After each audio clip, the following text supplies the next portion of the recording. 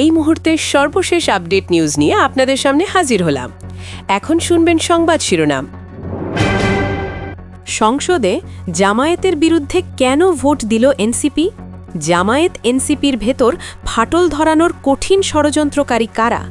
জানা গেল চাঞ্চল্যকর তথ্য।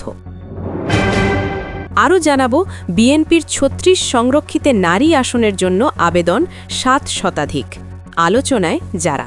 আপনারা দেখছেন লাইভ নিউজ বাংলা। এতক্ষণ দেখছিলেন সংবাদ শিরোনাম, এখন দেখুন বিস্তারিত। রাজনীতিতে আসলে চূড়ান্ত কিছু নেই। এখানে কেউ কারো চিরদিনের বন্ধু বা চিরশত্রু হয়ে থাকে না। ২০২৬ সালের এই নতুন বাংলাদেশে এতদিন আমরা দেখে এসেছি সংসদ আর রাজপথে বিএনপি সরকারের বিরুদ্ধে জামায়াতে ইসলামী আর জাতীয় নাগরিক পার্টি এনসিপি একসাথে লড়াই করছে। কিন্তু গতকাল বৃহস্পতিবার ৯ এপ্রিল সংসদের ভেতরে এমন এক ঘটনা ঘটল যা শুধু এই দুই দলের জোটে ফাটল ধরালো না, বরং দেখিয়ে দিল ক্ষমতার খেলায় সবাই আসলে নিজের হিসাবেই ব্যস্ত। ঘটনাটা হল মুক্তিযুদ্ধ বিষয়ক মন্ত্রী আহমেদ আজম খান সংসদে জাতীয় মুক্তিযোদ্ধা কাউন্সিল অধ্যাদেশ সংশোধনের একটা বিল উত্থাপন করেন। সেই বিলেই পাকিস্তানি বাহিনীর সহযোগী হিসেবে মুসলিম লীগ, জামায়াতে ইসলামী আর নেজামি ইসলামী পার্টির নাম স্পষ্টভাবে রাখা হয়েছে। এই পয়েন্টে সংসদে দাঁড়িয়ে তীব্র প্রতিবাদ জানিয়েছেন জামায়াতের আমির আর বিরোধী দলনেতা ড শফিকুর রহমান। কিন্তু ঠিক তখন পুরো দেশের রাজনীতিতে চমক দেয়া খবর, জামায়াতের সবচেয়ে ঘনিষ্ঠ মিত্র এনসিপি স্পিকারকে লিখিতভাবে জানায় এই বিলে তাদের কোনো আপত্তি নেই। মানে তারা চাইছে জামায়াত যুদ্ধাপরাধী হিসেবে তালিকাভুক্ত থাকুক। এখন মাথায় আসে কিছু বড় প্রশ্ন। কেন বিএনপি সরকার ৫৫ বছর পর জামায়াতের নাম আইনে ঢোকালো? এটা কি সত্যিই মুক্তিযুদ্ধের চেতনার জন্য, নাকি জামায়াতকে নিষিদ্ধ করার কোনো দূরগামী ফাঁদ? আর সবচেয়ে বড় কথা, কেন এনসিপি এমন মুহূর্তে জামায়াতকে একা ফেলে পালিয়ে গেল? এটা কি বিশ্বাসঘাতকতা, না আসলে কোনো চতুর রাজনৈতিক চাল? চলুন শুরুতেই দেখি বিএনপি সরকার এখন এই বিল আনল কেন। যারা দেশের রাজনীতির ভেতরের খেলা বোঝেন তারা জানেন এটা কেবল আইনের সংশোধন না, এটি হলো জামায়াতের জন্য ছড়ানো একটা ফাঁদ। আজকের সংসদে জামায়াত আর এনসিপি ক্রিকেটের ভাষায় বললে বিএনপির প্রতিটা ভুলকে আক্রমণ করছে ধারালো যুক্তি আর মেধা দিয়ে। এই অবস্থায় বিএনপি দুর্দশায় পড়ে গেছে। তারা জানে রাজপথে সবচেয়ে বড় চ্যালেঞ্জার জামায়াত আর তাদের ছাত্র সংগঠন। সুতরাং যদি ভবিষ্যতে জামায়াত কখনো বিএনপির ক্ষমতার পথে বড় বাধা হয়ে দাঁড়ায়, তখন তাদের ঠেকাতে একটা আইনি হাতিয়ার হাতে রাখা জরুরি। আইন করে জামায়াতের নাম পাক বাহিনীর সহযোগী হিসেবে ঢুকিয়ে রাখা, মানে ভবিষ্যতে প্রয়োজনে এ আইন দেখিয়ে তাদের নিষিদ্ধ করা যাবে।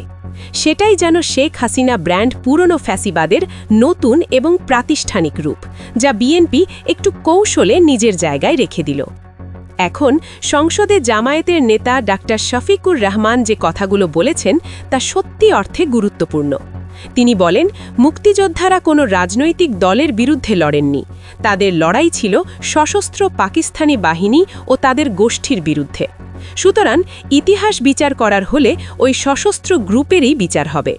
তাহলে টের ধরে এত বছর পর হঠাৎ রাজনৈতিক দলের নাম আইনে ঢোকানো, এর মানে কি?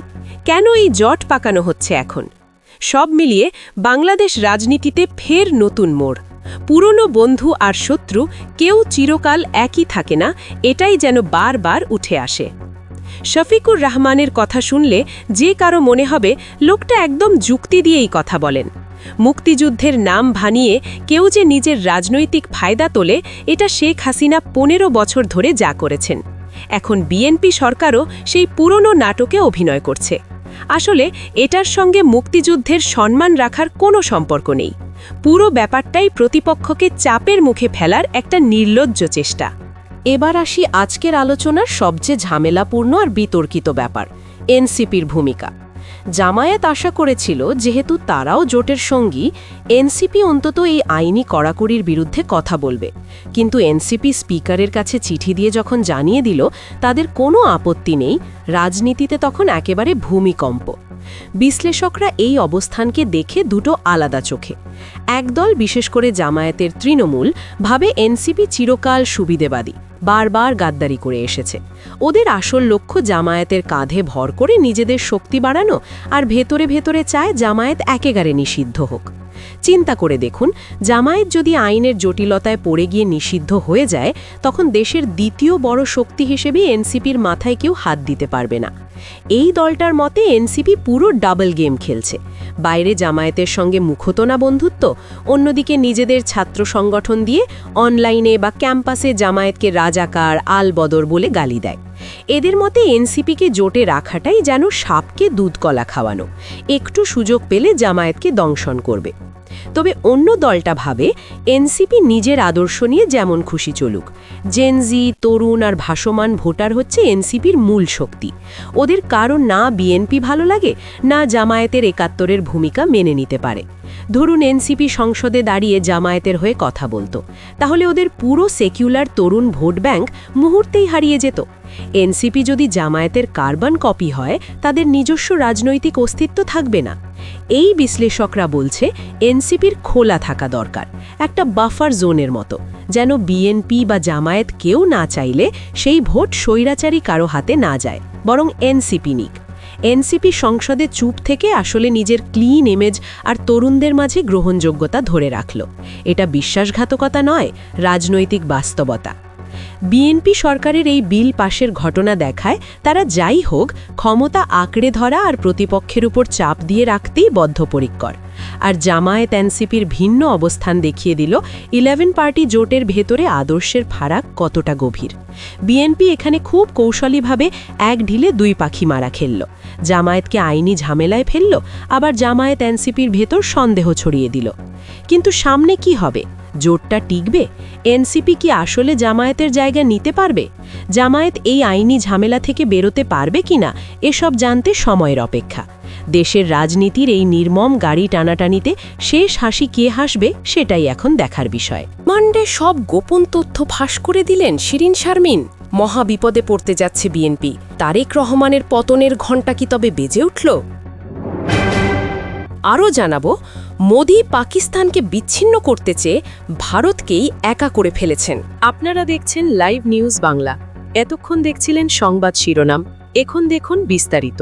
২০২৪ সালের সেই রক্তাক্ত ৫ অগাস্ট, যখন দেশের রাজনীতি একদম তাসের ঘরের মতো ভেঙে পড়ছিল, তখন জাতীয় সংসদের একটা গোপন কক্ষে চুপচাপ অপেক্ষা করছিলেন ১২ জন সবার আগে সর্বশেষ আপডেট নিউজ দেখতে সাবস্ক্রাইব করে আমাদের চ্যানেলের সাথেই থাকুন।